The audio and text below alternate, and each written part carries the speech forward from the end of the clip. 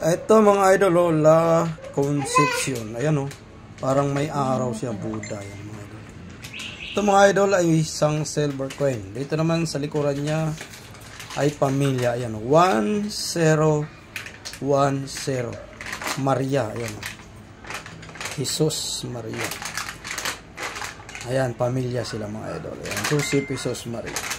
Ito mga idol ay isang silver amulet or anting-anting. Ang tawag dito sa ating mga kolektor. Ayan. Anting-anting, isa po itong silver coins.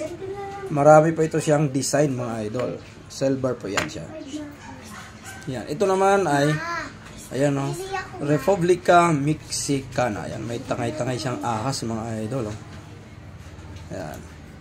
8RM. Ayan. 1857. Ito mga idol ay Libertad kung tawagin or Mexican coin. Ayan. Isa rin po itong silver coin mga idol. Yung ganito. Pag mayroon po kayong mga ganito mga idol, madalas po ito binibili ng mga kolektor. Ayan. Pag may mga ganitong barya po, pag sa inyo po ng picture niyan ay nagkaka-interested po sila kaagad sa mga ganitong barya. Yan. Ang halaga po nito ay nasa 5,000 pataas mga idol. Depende sa ganda ng inyong mga coin. Yan. Mga silver coin po ang madalas binibili ng ating mga kolektor.